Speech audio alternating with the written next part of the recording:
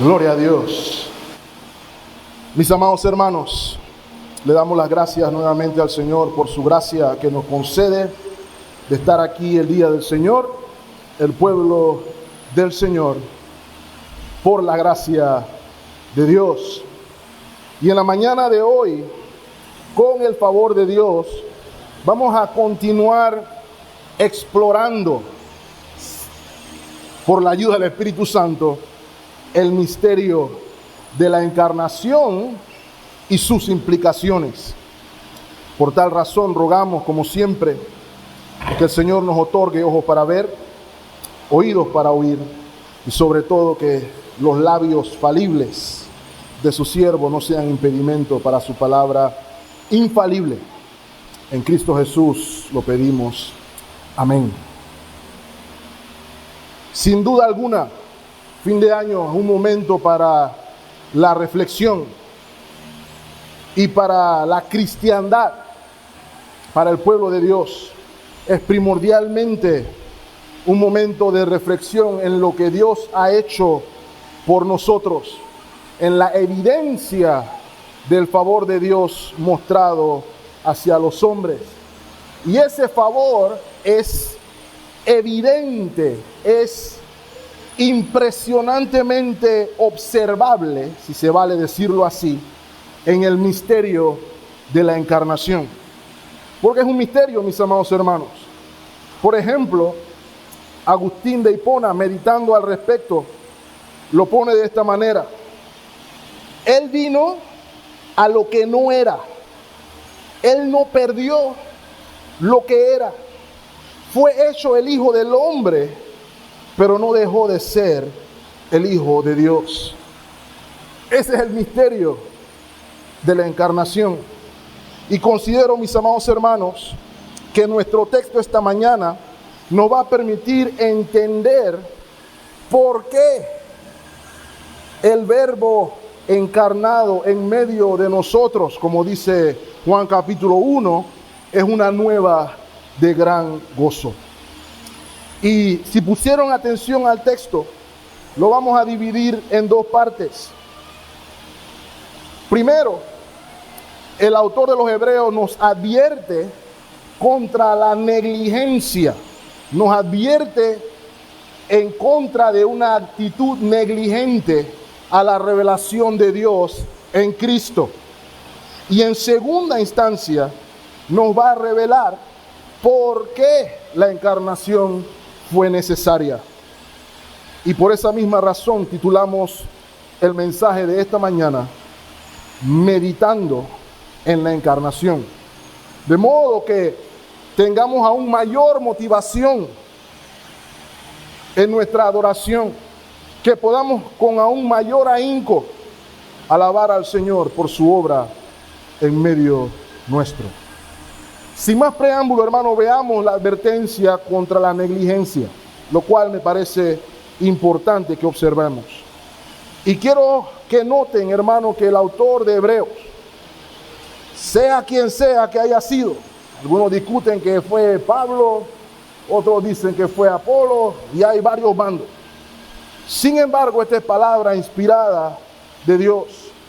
Y sea quien haya sido el autor, mis amados hermanos, podemos observar un corazón pastoral, un corazón preocupado por el bienestar de sus lectores, un corazón que busca exhortar a los hermanos, todos, a considerar sus vidas a la luz del Evangelio de Cristo, que busca exhortar a los hermanos a perseverar, a reconocer en otros ámbitos el peligro de la apostasía, el peligro de la incredulidad, entre otras cosas.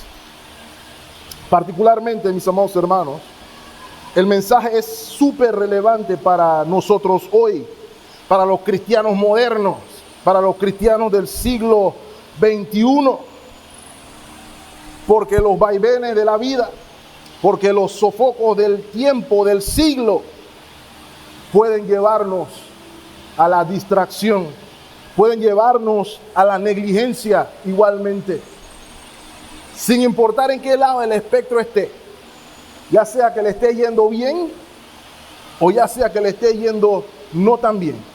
Ambos extremos tienden a que olvidemos qué es lo más importante. Que pensemos en que no vale la pena vivir por y para Cristo. Y a ellos es quienes escribe el autor de Hebreos. Igualmente, este es un llamado por parte del autor de Hebreos a que usted y yo podamos reflexionar en la supremacía de Cristo y la supremacía de su mensaje.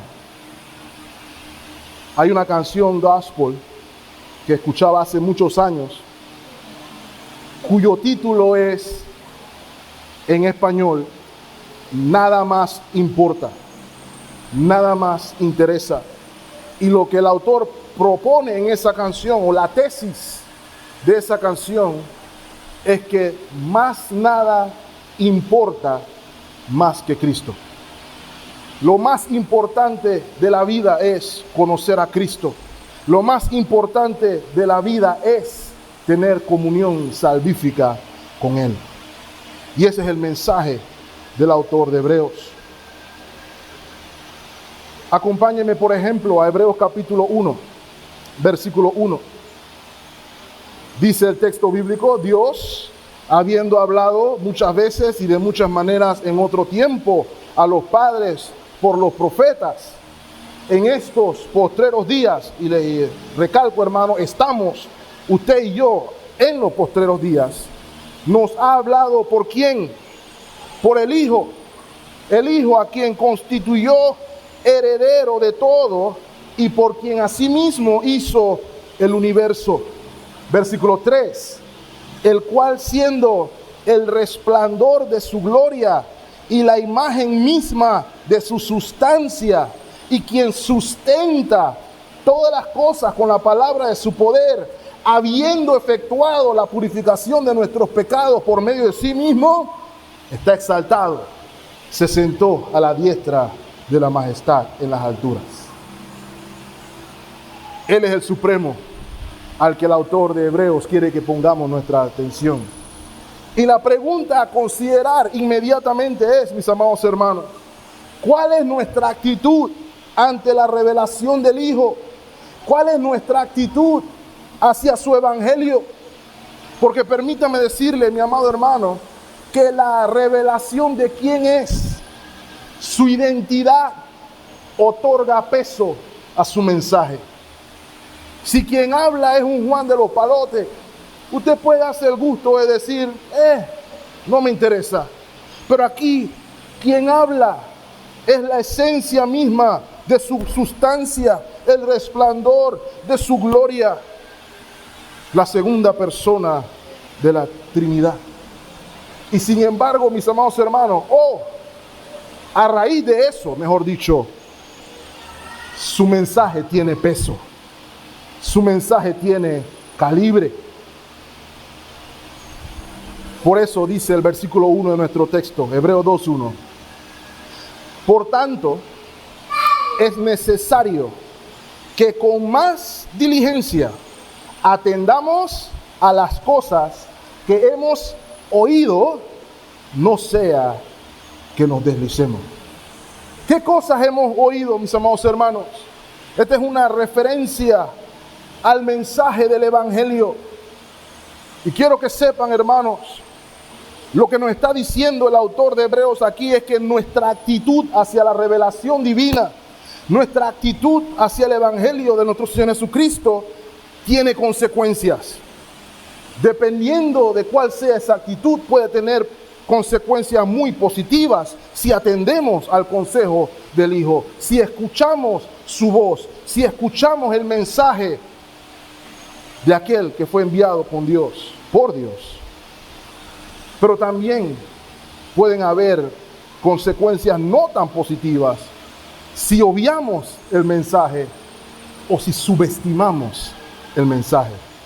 Y si se dan cuenta, hermanos, el énfasis del autor de Hebreos es en el segundo. ¿En qué sucede si subestimamos el mensaje? Miren lo que dice el versículo 2.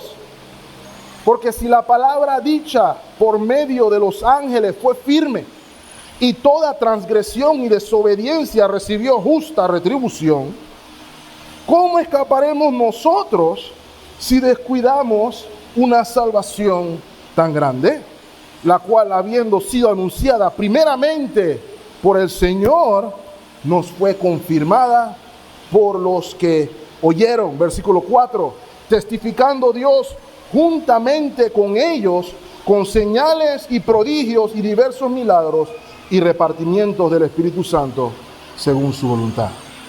¿Qué nos está diciendo el autor de Hebreos? Que es importante observar, mis amados hermanos. Hay un contraste que se está haciendo en referencia al peso que le otorgamos a la revelación del Hijo de Dios. Cuando vemos que se hace referencia a los ángeles transmitiendo un mensaje, esa referencia, mis amados hermanos, es hacia la ley mosaica, cuya tradición, por ejemplo, en el libro de Hechos y en algunas epístolas del apóstol Pablo, resaltan que la ley fue traída a Moisés por ángeles. ¿Y qué es lo que se está diciendo aquí? Que la ley, la cual se le dio a Moisés, era la palabra de Dios. Y aquellas personas que estuvieron bajo la palabra de Dios en ese momento en el Sinaí y en todo el Antiguo Testamento, ustedes y yo sabemos que fueron juzgados o recibieron retribución en la manera en que respondieron al mensaje dado por Dios.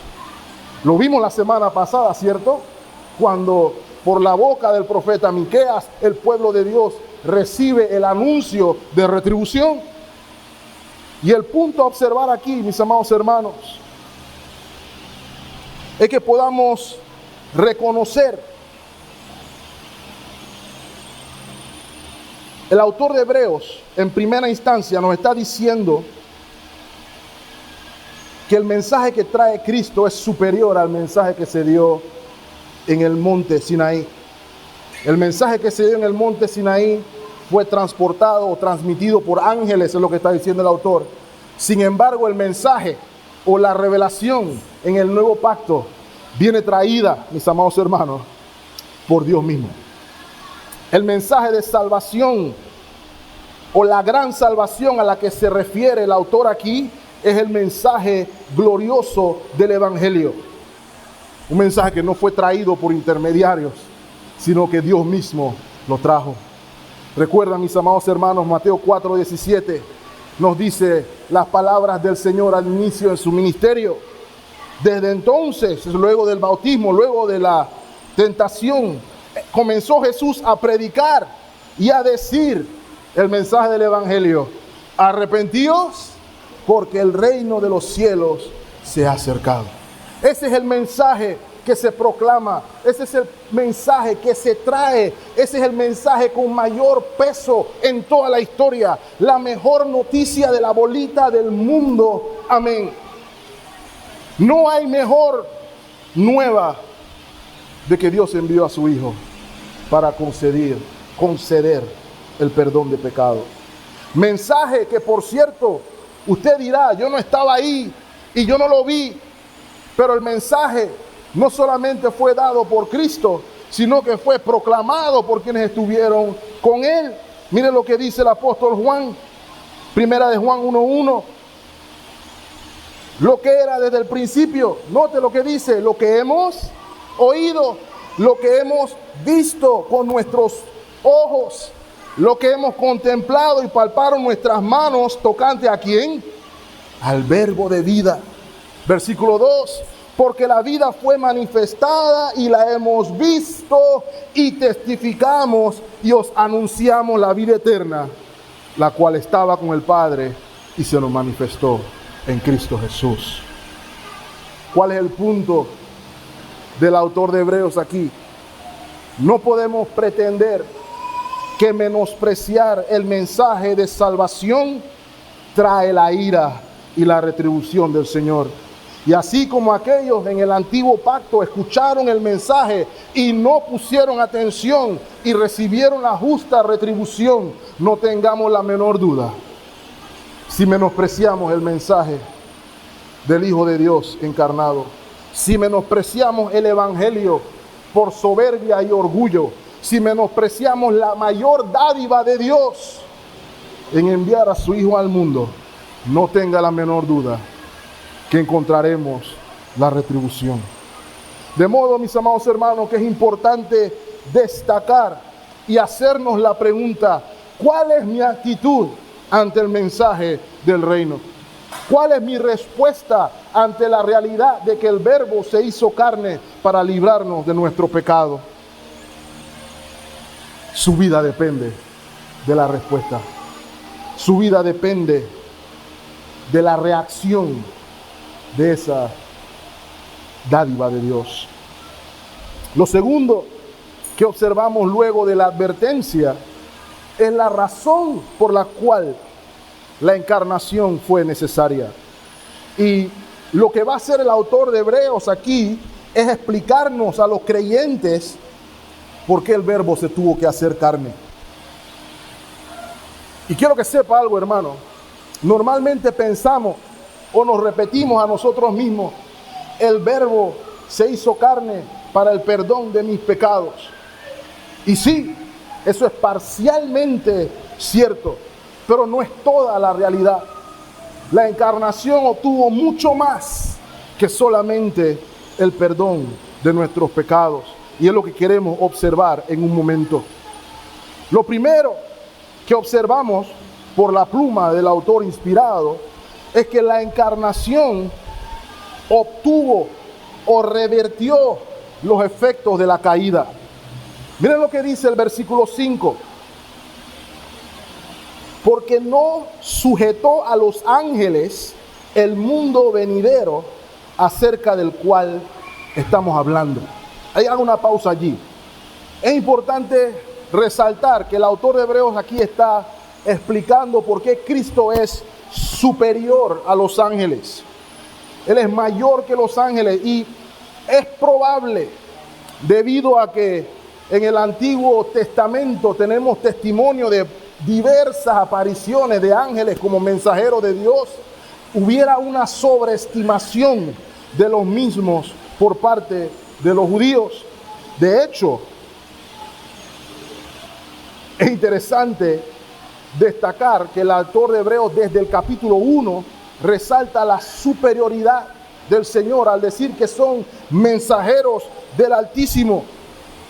Y Él quiere que entendamos que Cristo es superior. Y la razón por la que Cristo en su encarnación era superior a los ángeles es por la misión que tenía que cumplir. Lo que se está diciendo en el versículo 5 es que Dios no le entregó el reino a los ángeles, sino que se lo entregó al Dios hombre. Jesús, como el versículo 9 lo enseña. Si se adelantan al versículo 9 verán que el Dios hombre es coronado de gloria y de honra. Y quiero que permanezcan conmigo un momento, porque vamos a llegar a un punto importante aquí. Porque la iglesia debe observar que la encarnación iba a ser la respuesta en la sabiduría ilimitada de Dios. Iba a responder al propósito de la creación que el pecado arruinó. La encarnación resuelve lo que el pecado arruinó en el propósito divino. Y permítanme decirles a qué me refiero con eso. Hebreos capítulo 2, versículo 6. Pero alguien testificó en cierto lugar diciendo: ¿qué es el hombre para que te acuerdes de él?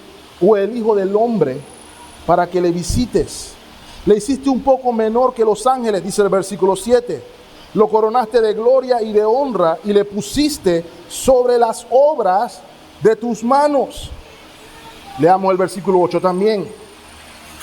Todo lo sujetaste bajo sus pies, porque en cuanto le sujetó todas las cosas, nada dejó que no sea sujeto a él. Pero todavía no vemos que todas las cosas le sean sujetas. Eso parece un trabalengua ahí, pero vamos a tratar de desenredarlo. El punto aquí es que para explicar la necesidad de la encarnación y la superioridad de Cristo sobre los ángeles, el autor de Hebreos nos va a llevar nuevamente al Antiguo Testamento.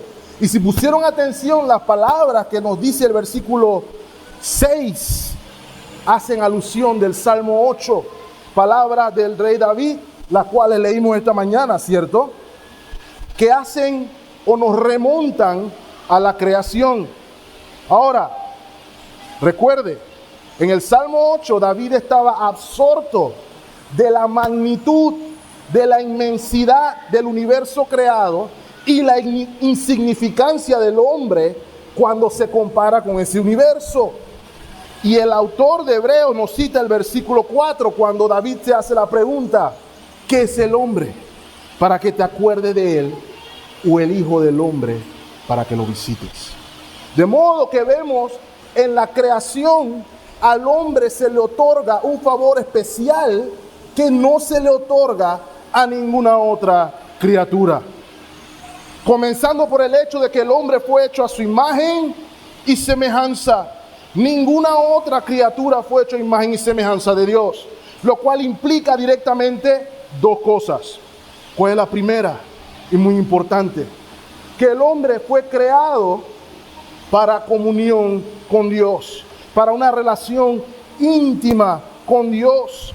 Y es evidente en el trato que Dios tenía con el hombre en el huerto, ¿cierto? Caminaban en el huerto, conversaban en el huerto, había relación en el huerto, había una vida de adoración y de completa satisfacción en Dios.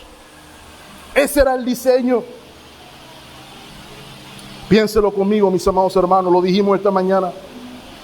Todo lo que había en el huerto era para su deleite. Todos los árboles los podían disfrutar. Todo lo que Dios había creado lo podían disfrutar, menos uno. El trabajo, inclusive, era un deleite porque era en la comunión con Dios. Y mis amados hermanos, esta felicidad en la cual el hombre fue hecho, a su imagen y semejanza, se debía extender a toda su descendencia. Recuerden cuál era el mandato, ¿cierto? Ser fructíferos y multiplicarse. Que por cierto, ese mandato no se ha acabado, hago la salvedad. Pero la premisa era de que este mandato era con la vocación de proclamar la comunión con Dios, extender la comunión con Dios de una manera universal. Y las palabras del rey David, mis amados hermanos, no solamente abordan el aspecto de la comunión, sino que también hacen un énfasis específico, y ojo a esto, que al hombre se le dio dominio sobre toda la creación. Lo que está diciendo el autor de Hebreos es que a ningún ángel se le dio dominio sobre la creación. Pero precisamente David medita que quién es el hombre que tú le has concedido tanto favor a tal punto de que lo has puesto sobre toda tu creación. El hombre era el rey del universo creado. Ni Gabriel, ni Miguel, ni ninguno de los ángeles tenían dominio sobre el universo creado, solamente Adán. Y en Adán su descendencia, lo cual se extiende en ese mandamiento cultural. Sin embargo, mis amados hermanos, el hombre tenía una vocación que no cumplió. El hombre tenía la vocación, el llamado a un gobierno representativo de la imagen de Dios. Tenía la vocación de un mandato para la gloria de Dios. Lo hizo poco menor que los ángeles, pero lo coronó de gloria y de honra. Note, pusiste sobre las obras de tu mano.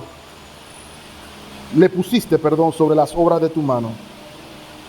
Pero acompáñeme al resto del versículo 8, donde se nos plantea el problema.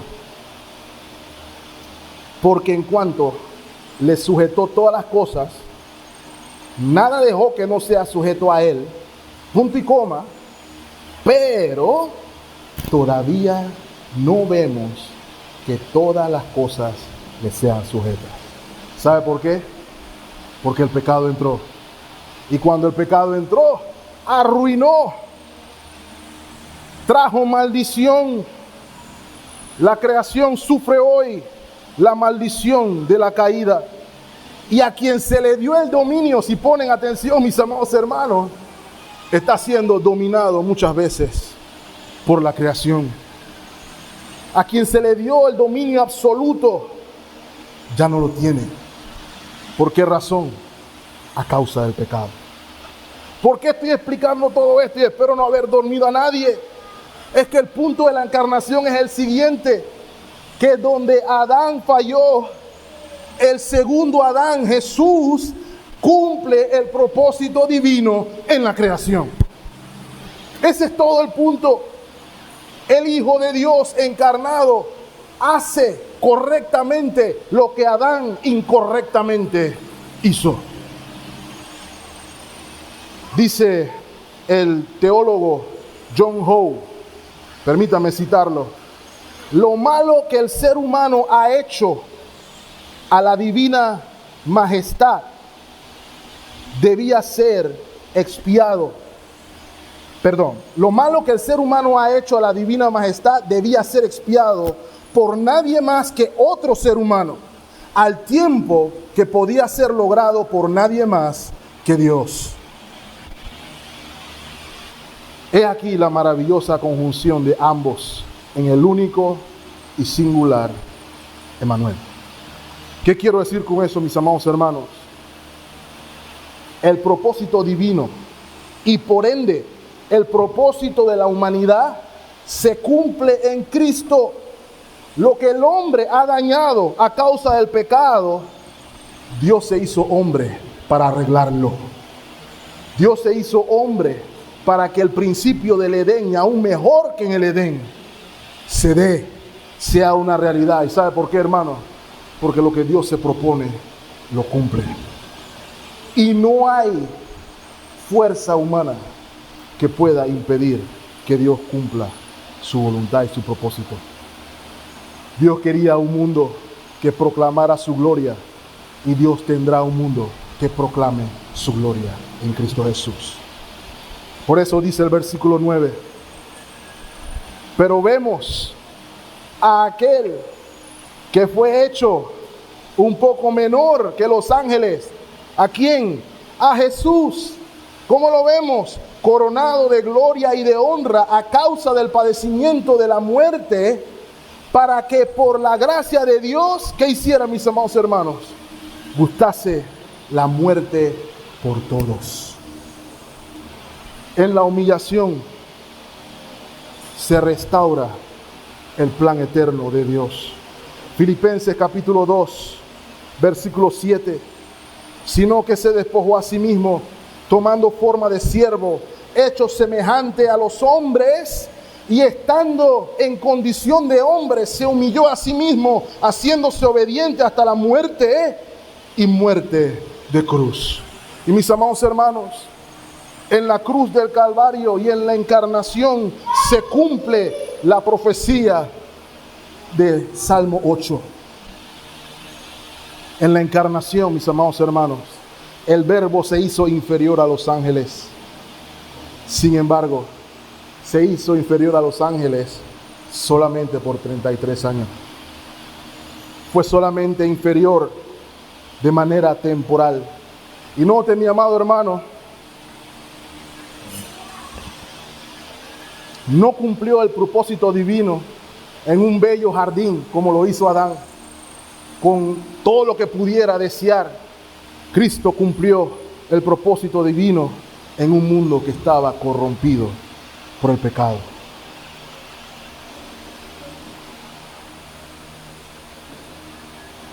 Pero el niño ya no está en el pesebre, mi amado hermano. El niño está crecido y está exaltado a la diestra de Dios, siendo superior a todos en virtud de la irrupción del Verbo en la historia. Cristo vino para cumplir el propósito de Dios. Mis amados hermanos, lo que el nuevo Adán, que es Cristo, obtiene, repercute en nuestro bien.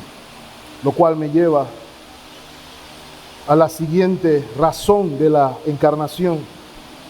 No solamente cumple el propósito divino, sino que también obtiene la bendición de aquellos que son beneficiarios del favor de Dios, la redención de sus almas. Piénselo por un momento, mi amado hermano. En el huerto, el hombre quiso obtener su propia gloria. En el huerto, el hombre quiso ser como Dios, lo cual resultó en su perdición y la de toda la humanidad. Sin embargo, la humillación del segundo Adán a favor del hombre trajo vida a toda la humanidad. Fue conveniente para usted y para mí. Mire lo que dice el versículo 10. Porque convenía a aquel por cuya causa son todas las cosas y por quien todas las cosas subsisten, que habiendo de llevar, note, muchos hijos a la gloria, perfeccionase por aflicciones al autor de la salvación de ellos. Fue el beneplácito de Dios que el sufrimiento de Cristo fuera el mérito por el cual usted iba a ser partícipe del propósito de Dios y iba a tener comunión con Él nuevamente. La palabra autor que se menciona ahí, autor de la fe, es interesante porque consideramos, hermano, que el término que aplica más allí es fundador, pionero, porque se refiere a la primera persona o a la primera acción o la primera obra en una actividad particular. ¿Y cuál es la actividad particular aquí, mis amados hermanos? La obra de la salvación. Cuando se dice aquí que era necesario que fuera perfeccionado, no se está refiriendo a perfección moral, pero es una perfección de vocación. ¿Saben por qué, hermanos? Es precisamente en la aflicción de la humillación, en la obediencia y en la cruz del Calvario, es que Él se hizo el Salvador perfecto y se hizo el sacerdote perfecto. En eso fue perfeccionado. Y su perfección, mi amado hermano, repercute en la perfección moral de aquellos que somos objeto de su favor. Lea conmigo, por ejemplo, Hebreos 10:14. Porque con una sola ofrenda, ¿qué fue lo que hizo, mis amados hermanos? Hizo perfectos para siempre. ¿A quiénes? Aquellos que han sido santificados por Él.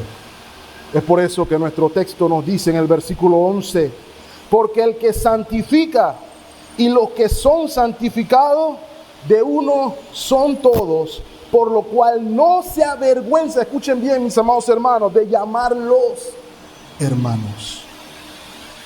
¿Sabe cómo resulta la redención de los hijos de Dios? Por la obra perfeccionada del Cordero, la obra completa de Cristo, nos hace sus hermanos. Así es como nos llama. ¿Qué quiere decir eso, mis amados hermanos? Que nuestra santificación o la obra de Cristo en la encarnación resulta en nuestra santificación en dos niveles: en el nivel posicional, en el sentido de que nos separa para Dios, y en el nivel progresivo, en el sentido de que cada día nos hace cada vez más conforme a la imagen de su Hijo. Y este es un momento para recordar, mi amado hermano y mi amada hermana, que el propósito de la encarnación es una nueva creación, nueva vida en Cristo Jesús, una nueva naturaleza. Si alguno está en Cristo, nueva criatura es. ¿Qué quiere decir esto en la práctica? que si he sido redimido por Cristo, he sido otorgado con una nueva naturaleza que tiene nuevas afecciones, que tiene nuevas motivaciones, que tiene nuevos intereses. Y el primer interés es la gloria de Dios. Y el segundo interés es servir a Dios en el propósito que Él ha establecido. Y no descansa y no se siente satisfecho hasta parecerse a su hermano mayor, que vino al mundo para hacerlo tal como Él es.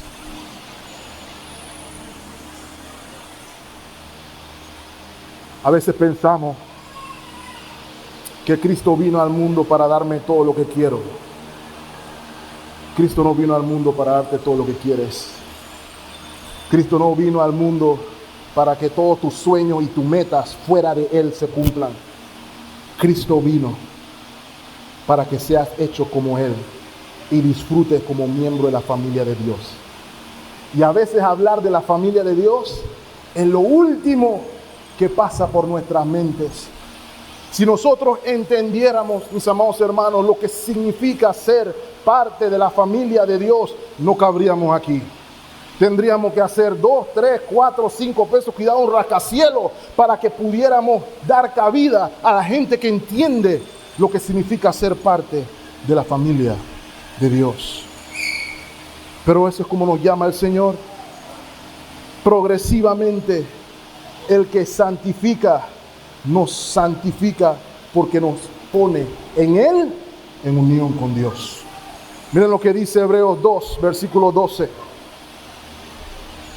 Esta es una cita del Salmo 22, Salmo mesiánico, diciendo: anunciaré a mis hermanos tu nombre, en medio de la congregación te alabaré.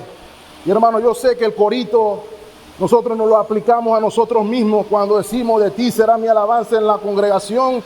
Y sí, nuestra alabanza se debe escuchar en la congregación, pero esto es referencia primordialmente a la obra del Mesías, que nos presentará puro y sin mancha delante de Dios. Y alabaremos al Rey. Estará el Señor con todos los redimidos diciéndole al Padre: aquí está, consumado es. Su alabanza será en medio de la congregación. Y esa congregación, mis amados hermanos, no es de otra cosa que de aquellos que han sido redimidos por el Cordero de Dios. Y aquellos que han sido redimidos por el Cordero, el Señor los llama hermanos.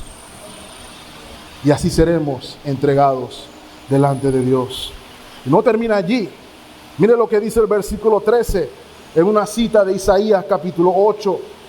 Y otra vez, salmo mesiánico o profecía mesiánico: yo confiaré en Él.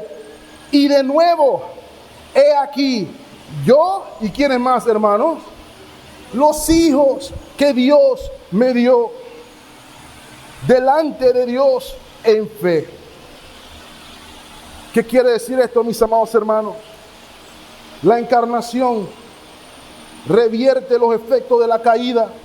Y en segunda instancia, la encarnación obtiene la redención de un pueblo, de una familia para Dios.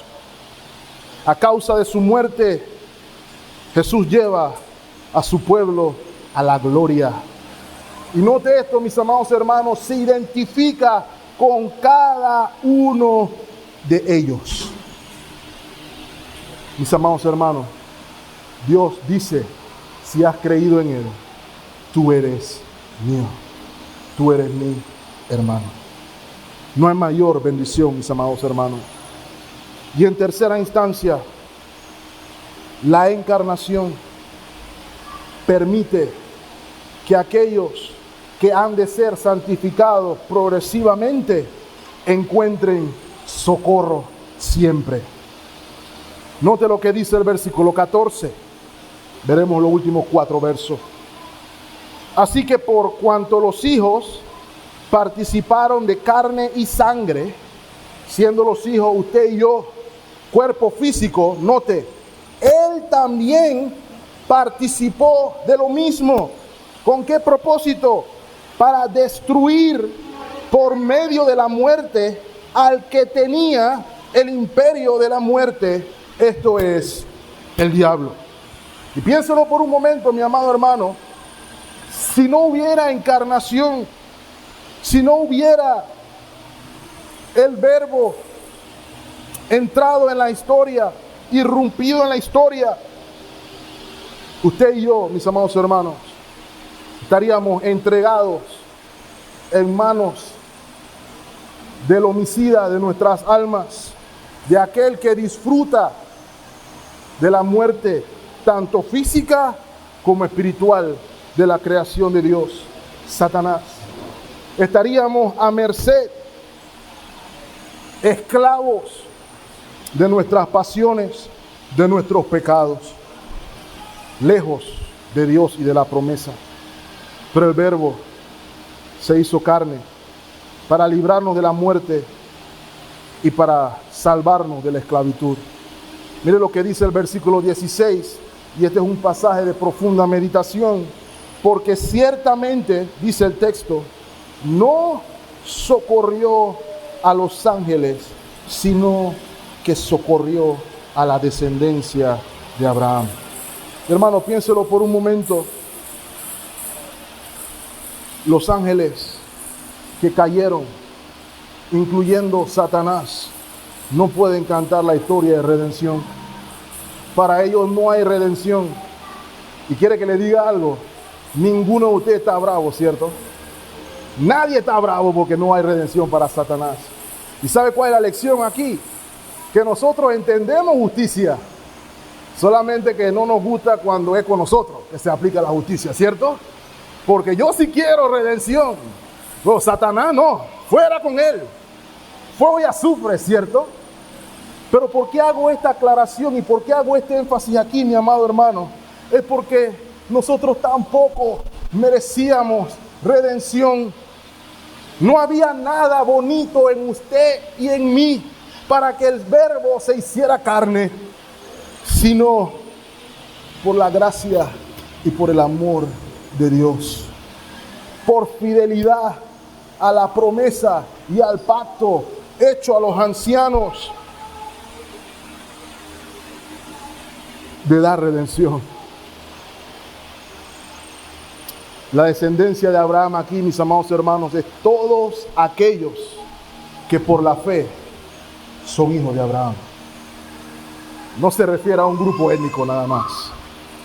Todos aquellos que han puesto la fe en el Cordero de Dios, que quita el pecado del mundo, son hijos de Abraham. Y probablemente esto lo estoy diciendo yo, puede que no sea así, así que no me tomen la palabra. Puede ser que allá arriba se cante la canción, Padre Abraham tuvo muchos hijos, y todo el mundo va a estar ahí. Yo también soy uno. Pero es solamente porque Cristo vino, porque Él se encarnó. Usted encontró redención. Y note qué tan importante era, versículo 17. Por lo cual debía ser en todo semejante a sus hermanos, para venir a ser misericordioso y fiel sumo sacerdote en lo que a Dios se refiere, para expiar los pecados del pueblo. ¿Por qué se tenía que encarnar, mis amados hermanos? Porque solamente Dios encarnado podía representar perfectamente la causa divina y la causa humana. Podía ser misericordioso para perdonar y fiel en dos niveles: fiel hacia Dios en el cumplimiento de su voluntad a cabalidad, porque así lo fue. Cristo lo dijo a lo largo de su ministerio: yo no he venido a hacer más nada que lo que el Padre me mandó.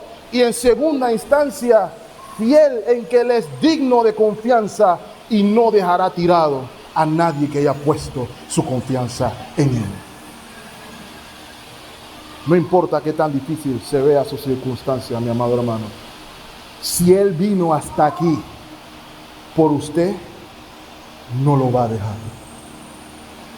La encarnación es un recordatorio de qué tanto lo ama Dios a usted.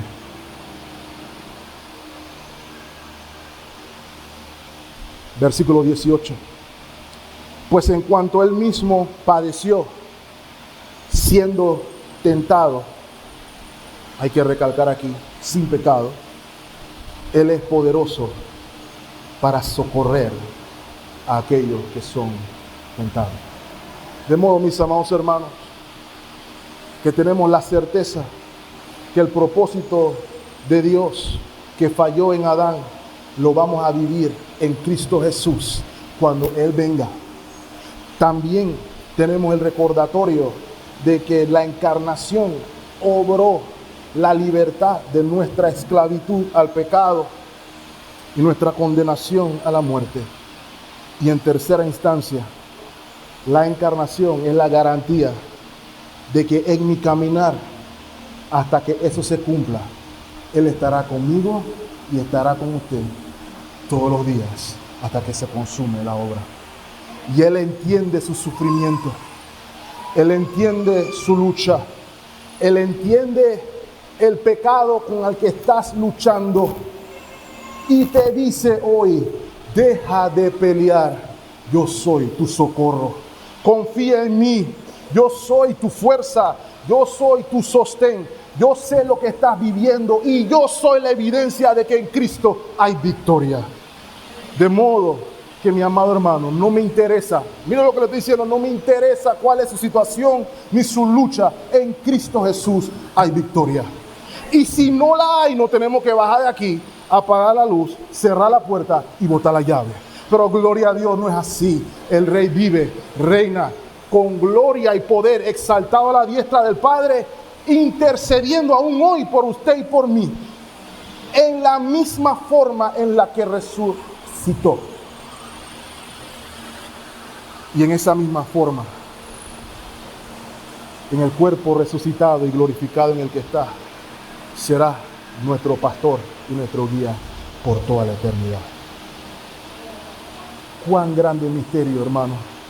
Cuán grande salvación. Que sean nuestros ojos atraídos a la verdad del poderoso evangelio. Y me callo con alguna pregunta de reflexión, porque no podemos pasar semejante verdad sin análisis. Primero, ¿cuál es entonces mi relación con la palabra de Dios y el evangelio de Cristo? ¿Es una realidad en mi vida? ¿Es algo a lo que me aferro? ¿Es mi esperanza su palabra? La busco en dependencia y en el deseo de encontrar palabras de vida eterna. Es lámpara a mis pies, es lumbrera a mi camino. ¿Qué es la palabra de Dios y qué es el evangelio para mí? Es la pregunta que tenemos que hacernos, mis amados hermanos. Si es una historia bonita y no representa comunión profunda, intensidad en ver cuál es la voluntad de Dios para mi vida, realmente no hemos entendido la encarnación. Y puede haber pavo, y puede haber jamón, y puede haber regalos, y puede haber de todo, pero si no entendemos el mensaje del evangelio, hermanos, no tenemos absolutamente nada. En segunda instancia, la encarnación nos permite meditar en cuál es mi relación con el Hijo de Dios. Dice la palabra del Señor que hay un solo mediador entre Dios y el hombre. No es ningún santo, no es ninguna virgen de las tantas que hay, no es ninguno de los tantos Cristos que hay por ahí, no es Buda, no es Mahoma, no es ningún hombre, no soy ni yo ni nadie más, solo Cristo, el Verbo encarnado, es el único mediador entre Dios y los hombres. Y mi pregunta es la siguiente: ¿Él es tu mediador? Dice el Señor: yo soy el camino, la verdad y la vida. Y no dice alguno, hermanos, nadie viene al Padre si no es por mí. Y Él está aquí hoy. Y Él está diciendo que el que a mí viene, yo no le echo fuera. Fue el Padre que lo envió para nuestra redención. Y quiere que le diga algo. Por ahí anda una onda ecuménica diciendo que no hay diferencia. Creo que hasta el Papa la está apoyando. Los musulmanes, los judíos, todas estas denominaciones que niegan al Hijo no tienen ningún problema porque en algún sentido tienen alguna expresión o luz de la gracia. Pero permítame decirle, mis amados hermanos, el Salmo 2 nos enseña que si no honramos al Hijo, la ira de Dios está sobre nosotros. Y permítame recordarle también, mi amado hermano, que si usted y yo nos sentimos así de bien para menospreciar al Hijo que se encarnó para tener comunión con Dios, déjeme decirle sin lugar a duda que usted será menospreciado por el Padre en el día del Señor.